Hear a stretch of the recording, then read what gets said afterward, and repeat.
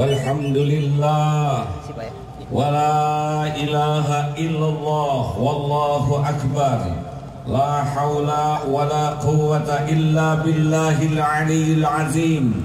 Allahumma salli wa sallim wa barik ala sayyidina Muhammad wa ala alihi wa ashabihi ajma'in. Ya Allah, ya Hayyu ya Qayyum, birahmatika nastaghits, ya arhamar rahimin, irhamna ya Allah. Allahumma aftah lana hikmatak wansur alaina rahmatak ya dzal jalali wal ikram. Allahumma a'inna ala dzikrik wa syukrik wa husni ibadatik. Wahai Allah, catatkan siapapun yang Kau hadirkan, yang berniat hadir menjadi hamba-hamba yang Kau ridhoi, yang Kau ampuni seluruh dosanya, yang Kau hapuskan seluruh aibnya. Golongkan kami menjadi hamba yang merasakan nikmatnya yakin padamu, nikmatnya amal soleh, nikmatnya berdakwah di jalanmu, nikmatnya sabar. Taqabbal minna ya Allah, innaka antas samiul alim, wa tub alaina innaka antat tawwabur rahim. Amin ya Allah ya rabbal alamin. Kepada para ulama, guru-guru kami, orang tua kami, semoga Allah memberikan cahaya ilmu yang istiqomah, bisa menjadi cahaya bagi umat. Kepada para pimpinan, semoga pimpinan ini benar-benar menjadi pemimpin yang adil dan amanah. Karena kalau ada doa yang harus kita panjatkan kepada orang lain, doa terpenting adalah doa kepada para pemimpin. Karena pemimpin akan mengambil keputusan, dan keputusan itu manfaat atau tidak, tambah berkah kalau didukung doa umat. Terima kasih kepada siapapun yang hadir, kepada Bu Wali Kota yang nunggu hampir 3 tahun ya Bu. Semoga jadi amal soleh. Judulnya adalah segalanya ada waktunya, begitu. Dan ini hari-hari terakhir Ibu sebelum meninggalkan jabatan yang fana atau dunia yang fana?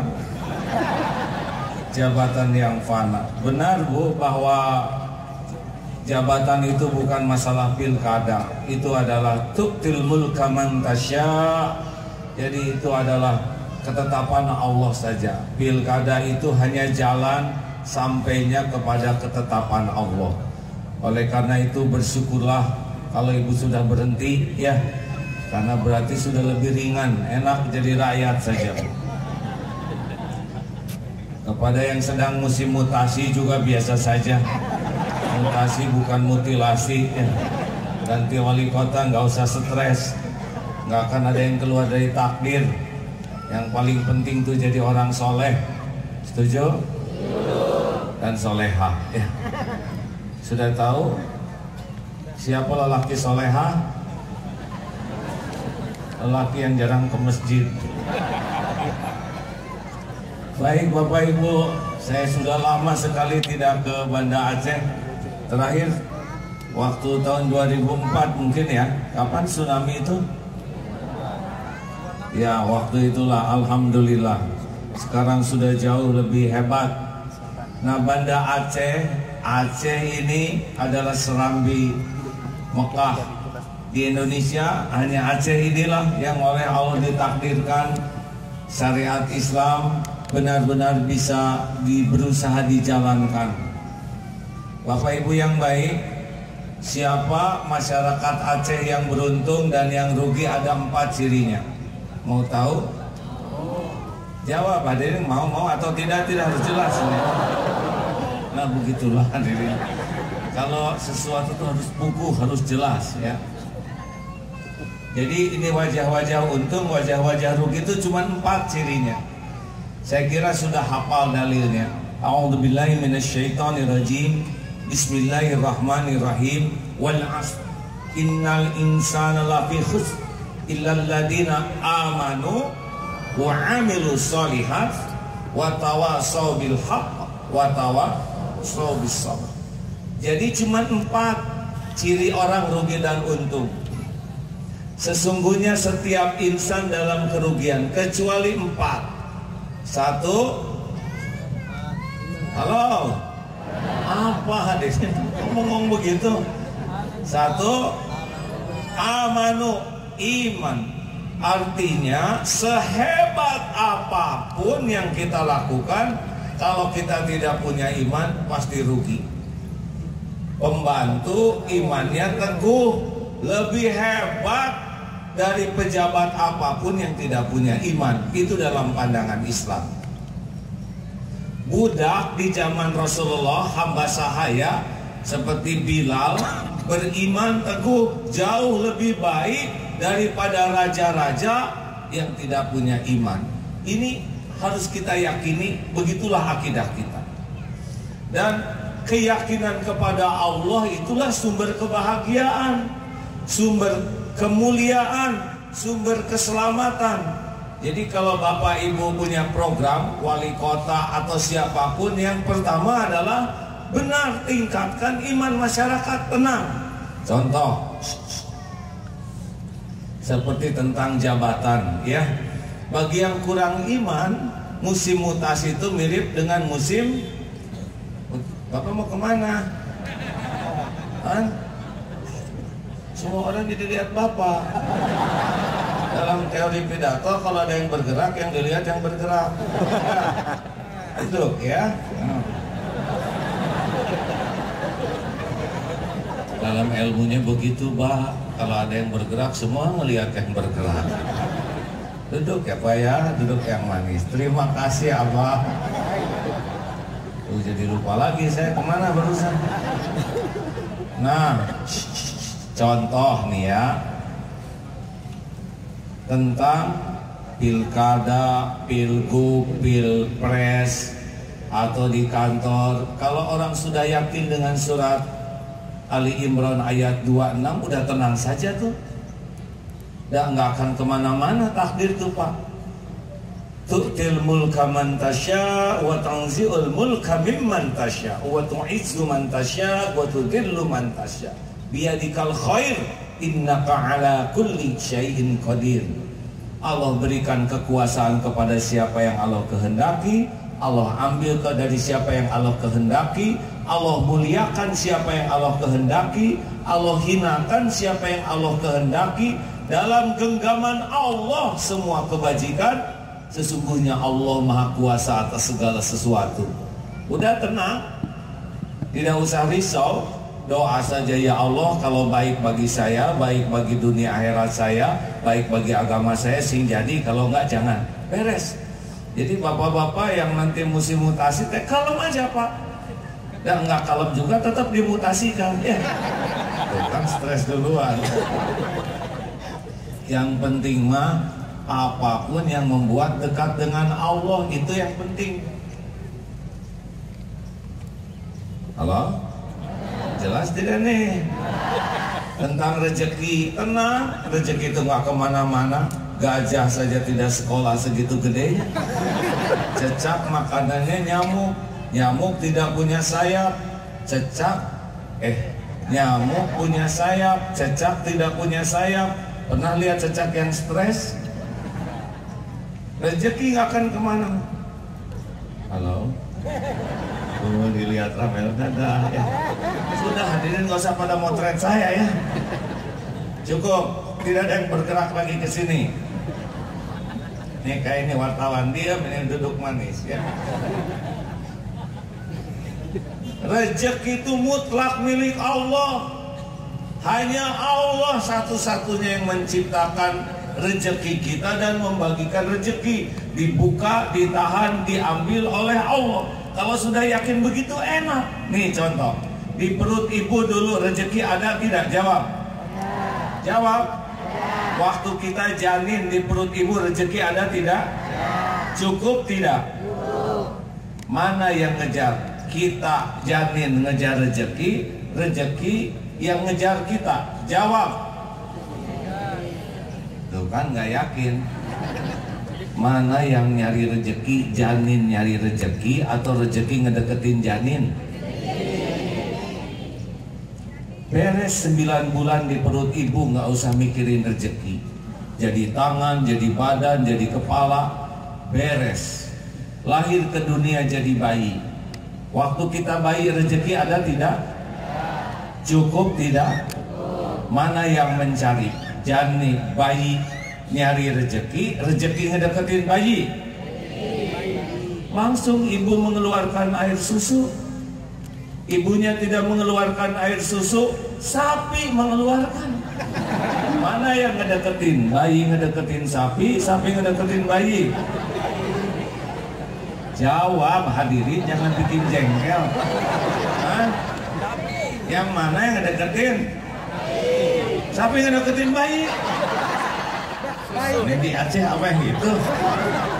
Bayi itu tidak perlu sapinya, tapi perlu salah, bukan susunya, air susunya. Makanya air susunya yang ngedeketin.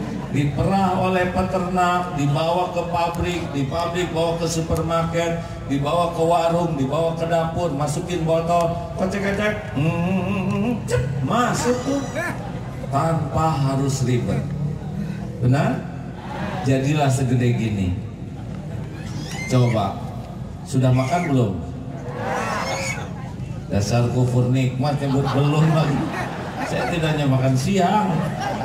Lihat waktu kita makan, duduk di meja makan, berapa banyak langkah kita menuju makanan dan berapa banyak makanan menuju kita. Mana yang lebih hebat?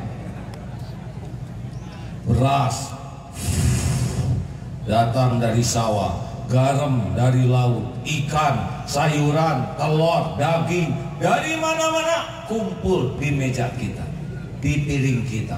Apalagi sambal. Di Aceh ada sambal kan? Sambal itu makanan termewah. Hanya untuk 1 sendok kecil saja berapa banyak jerih payah, cabenya, merica, macam-macam kumpul hanya jadi segini. Dan itu tiap hari ada di hadapan kita. Berapa hebatnya rezeki ngejar kita dibanding kita yang ngejar rezeki. Benar? Tadi saya pesan ayam apa tuh? Yang dipotong-potong tuh. Coba kalau saya yang harus nyari ayam, sayurannya, cabenya, kapan saya bawa oleh-oleh ayam itu? Tapi Allah lah yang memudahkan.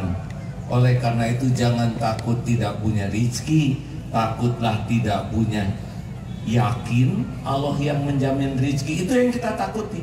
Takutlah tidak punya syukur kalau sudah diberi. Takutlah tidak punya jujur kalau sedang menjemput rezeki kita. Kan bukan mencari rezeki, tapi menjemput rezeki. Kalau mencari antara ada dan tiada. Kalau menjemput pasti ada, tapi belum tentu berkah. Seperti para koruptor itu, dia kan hanya ngambil uangnya sendiri. Yang kalau dia jujur ketemu juga, tapi karena tidak jujur jadinya haram. Nauzubillah. Takutlah tidak sabar kalau sedang ditahan, dan takutlah tidak ridho waktunya diambil, karena pasti ada waktunya diambil rezeki itu. Lagi naik motor, ban meletus. Kalau orang kuat iman, innalillahi wa inna ilaihi rajiun. Wah, ban meletus. Iya, kan kita udah dengar sama-sama. Kenapa ya meletus? Karena segalanya ada waktunya. Kenapa dong ban kita yang meletus? Artinya ada rezeki tukang tambal ban di dompet kita. Kasihan tukang tambal ban kalau tidak ada yang meletus. Makanya ketika sampai, bang, ayo silakan nih, ada berapa bocornya? Hanya 1 lubangnya, tambahin dong. Selalu kita ingin tambah ya. Kecuali tambal ban yang tidak mau ditambah. Jelas tidak nih? Makanya kalau orang sudah yakin rezeki Allah yang ngebagi, mah nggak ada takutnya. Nggak ada takutnya. Takut tidak jujur, takut tidak syukur, takut tidak sabar, takut tidak ridho. Itulah yang bahaya. Ada yang belum punya jodoh di sini? Ibu nggak usah ngacung, Bu, udah ya. Maksudnya yang, nah, kalau orang belum punya jodoh, kurang iman, stres, tambah umur, tambah stres. Kalau orang yakin saya ini ciptaan Allah, dia akan mengatakan begitu. Nih ya, ada nama saya namanya Kang Ato, Pak. lumpuh kakinya, kaku badannya, rajin ke pesantren, digendong. Saya tanya, Tok, kenapa rajin ke pesantren? Ya ini lumpuh, caranya memang begitu. Ya ini lumpuh. Kalau saya nggak punya iman, di dunia saya sengsara, di akhirat saya binasa. Pupuk iman itu ilmu, pupuk iman itu ilmu. Saya datang ke pesantren supaya iman saya kuat. Atau tinggal sama siapa? Sama emak. Emak tuh ibunya. Emak umur berapa? 70 tahun.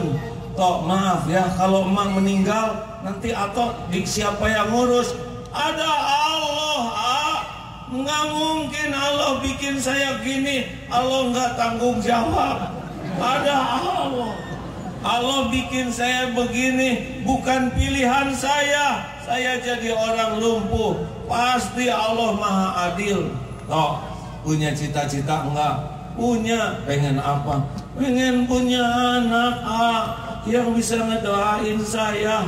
Tapi kan punya anak harus punya istri dulu. Ya iya, saya juga ngerti.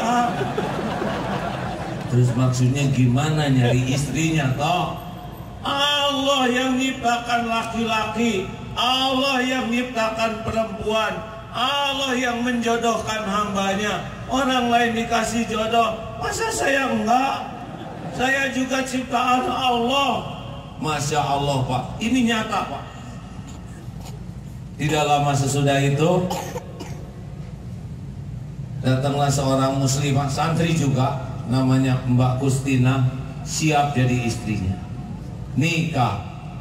Barulah sesudah menikah ibunya meninggal atau diurus oleh istrinya, dan sekarang juga ada anaknya. Bahkan beberapa tahun yang lalu atau nelpon, doakan. Kenapa? Istri saya. Kenapa istrinya? Hamil lagi. 2 sekarang anaknya. Sudah, nggak usah sekali dipikir, pokoknya gitu takdirnya. Kaki lumpuh, keyakinan teguh, nggak takut tuh ngadepin hidup, Pak. Badan lemah, iman kuat, nggak gentar menghadapi hidup. Masa yang keren-keren gini gentar? Apa harus dilumpuhkan dulu? Makanya nggak usah merasa keren dengan badan, nggak usah merasa keren dengan uang, nggak ada apa-apanya. Kalau iman lemah mah menderita. Bu, Ibu, kenapa rumah tangga banyak yang menderita? Karena terlalu mencintai suami. Ini serius nih, Bu. Saya nggak ngajarin yang macam-macam. Betapa banyak para istri yang menuhankan suaminya. Ciri-cirinya adalah, suamiku, engkau adalah segalanya untukku, musyrik. Ya. Tanpa dirimu aku tidak berdaya, musyrik. Emang suami siapa? Suami itu cuma makhluk nebeng, bukan pemberi rezeki tapi pemakan rezeki. Acungkan tangan yang suaminya udah meninggal, ada di sini? Jo, maaf. Yang belum jangan ngacung, Bu. Yang udah aja. Sudah berapa tahun suami wafat, Bu? 5 tahun. Tapi saya lihat ibu masih hidup ya. Masih makan, masih berteduh, masih berpakaian. Berarti bukan suami yang memberi rezeki ya, Bu.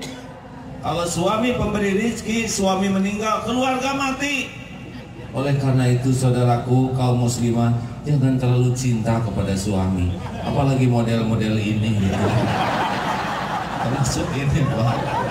Ya kita kan cuman la haula wala quwata illa billah. Halo. Jadi kalau cinta ke suami itu ala kadarnya aja. Karena kalau sudah mencintai suami melampaui cinta ke Allah, sudahlah, tidak bahagia. Kerjanya cuma cemburu. Ibu suka cemburu nggak? Enak nggak cemburu tuh? Jawab, hadirin. Enak tidak? Enak tidak? Pikiran jadi tenang atau jadi kacau? Hati jadi jernih atau galau? Tidur jadi nyenyak atau susah? Makan jadi enak atau pengen muntah? Dengan segitu menderitanya urusan jadi beres atau nambah? Nambah, Pak. Dasar kurang iman. Udah menderita nambah. Itu suami yang dicemburuin jadi jinak atau makin lincah? Makin lincah. Berarti ada yang salah ini ya. Nih saya kasih tahu rumus ya Bu ya. Bu, dengar enggak? Jauh-jauh nih saya dari Jakarta, dari Bandung ke sini. Kenapa udah cemburu kok suami malah makin lincah? Gini, kalau ibu dalam keadaan cemburu berat, itu hati itu tidak nyaman, benar? Kalau ini udah nggak nyaman, itu wajah ibu tuh nggak nyaman dilihat. Walaupun pakai bulu mata palsu 3 pasang, pakai bulu hidung palsu, tetap nggak enak dilihat. Emang di Aceh ada bulu hidung palsu? Wow, dengerin. Kalau ibu udah nggak nyaman di sini, sikap ibu tuh nggak nyaman disaksikan. Ngomong nggak nyaman didengar, nulis nggak nyaman dibaca. Makanya kalau cemburu dan berbuat sesuatu pasti nambah masalahnya. Harusnya bagaimana? Yakin ke Allah. Itu suami ibu itu adalah makhluk ciptaan Allah, ada dalam genggaman Allah. Ibu cemburu, ambil air wudhu, sholat sunnah 2 rakaat. Sudah selesai sholat, ampun ya Allah, saya ngaku saya belum jadi istri yang baik, belum jadi penyejuk, saya belum bisa membina rumah tangga dengan benar. Ampun, titip suami saya ya Allah.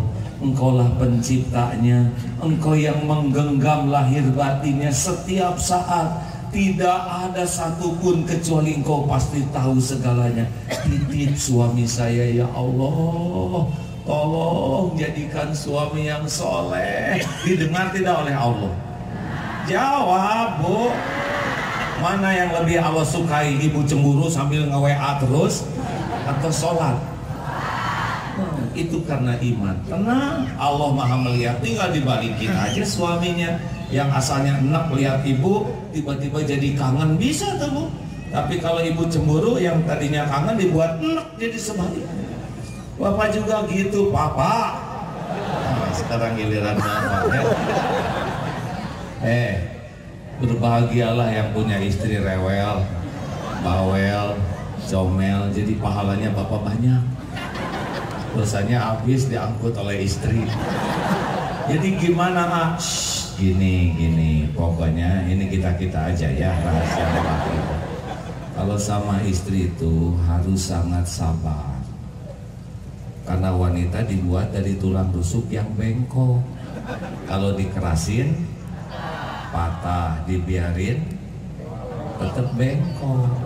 Jadi diapain? Disabarin, tenang, didoain, dan disolatin.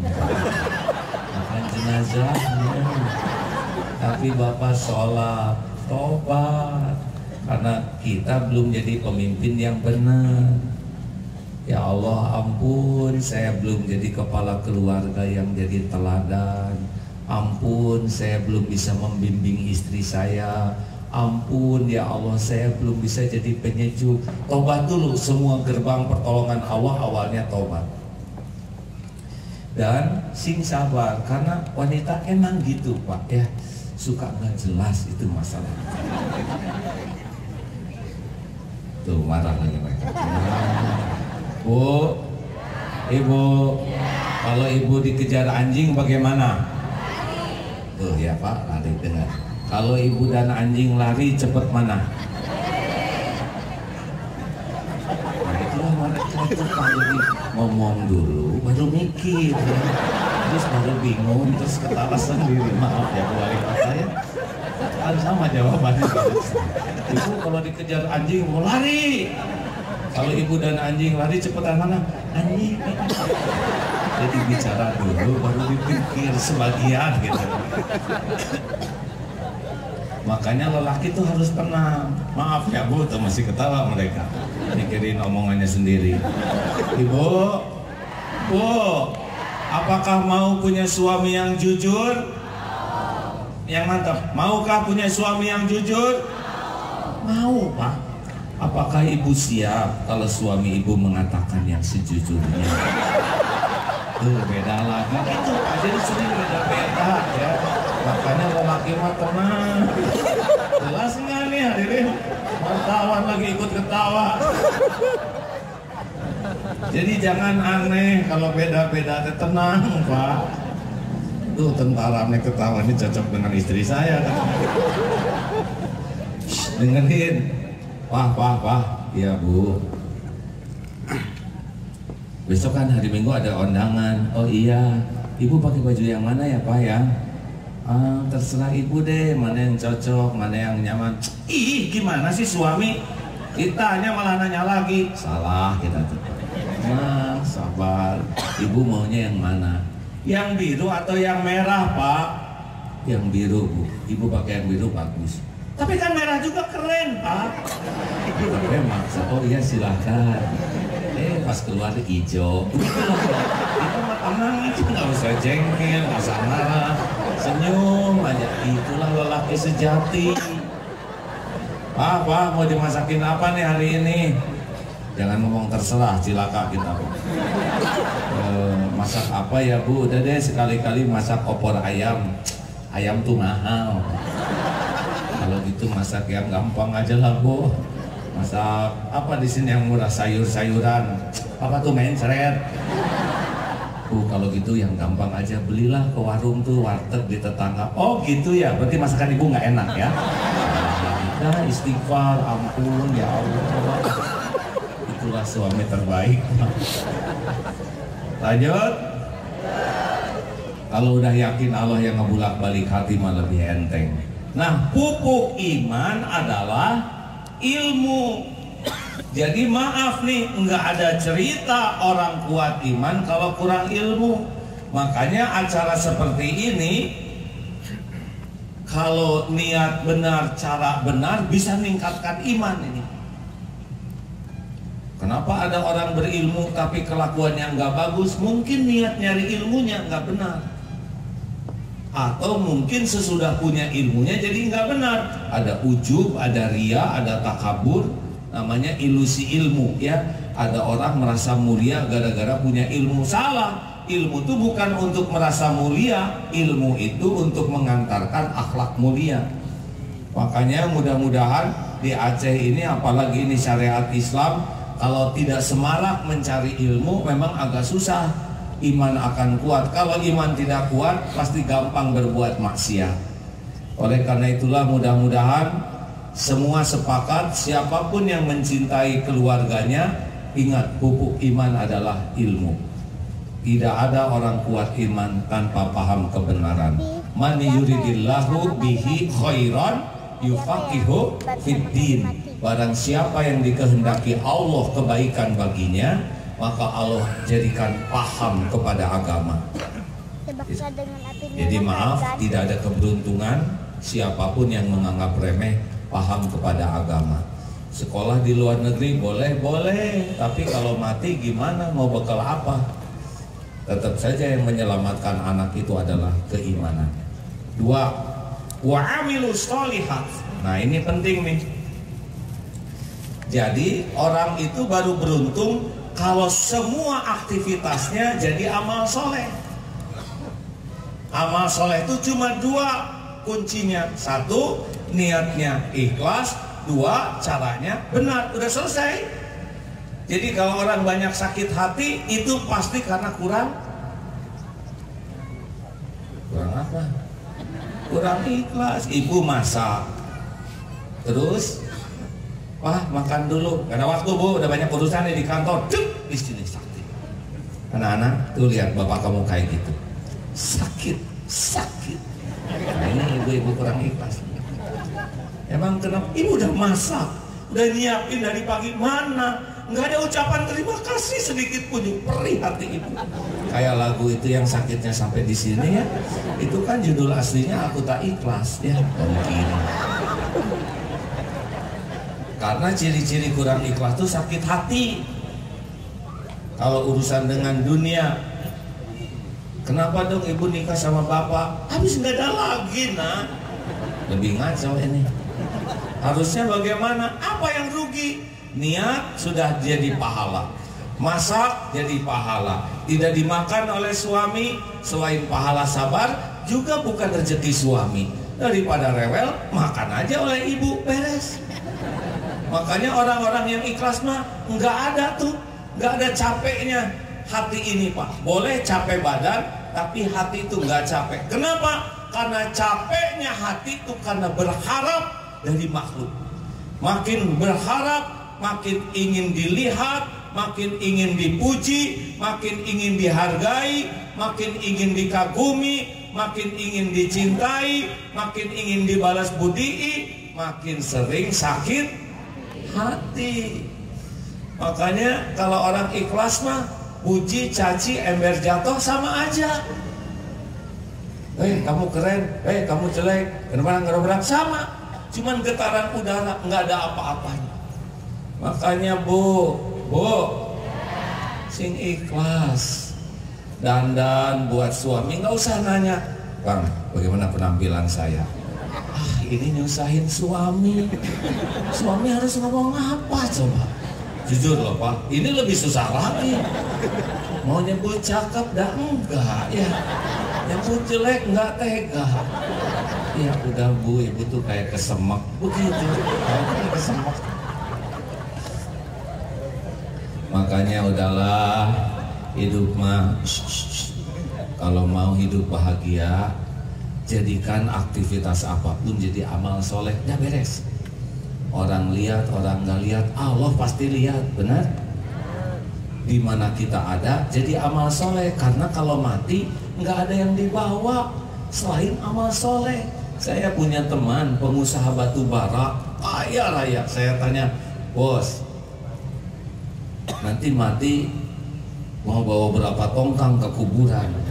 Enggak lah. Masa batu bara sebanyak ini nggak dibawa? Satu aja di sengkeman. Nggak ada yang dibawa Pak, selain amal. Pengusaha semen apalagi, apa yang Bapak lakukan? Tiap hari kami memikirkan semen. Terus nanti mati gimana Bapak? Mau dicor? Enggak mau. Buat ini lehernya aja, kepalanya dicor lah, kenang-kenangan semen udah dibawa. Ini serius, wartawan coba mau bawa kamera yang mana ke kuburan? Makanya udahlah, hidup mah sederhana aja, yang penting mah jadi amal soleh, betul? Betul tidak nih? Nggak usah banyak pikiran. Rumah tangga adalah amal soleh, bisnis adalah amal soleh, kerja adalah amal soleh, jadi tentara amal soleh, jadi polisi amal soleh. Pokoknya di mana kita ada cuma dua, niatnya lurus, lakukan caranya benar, selesai.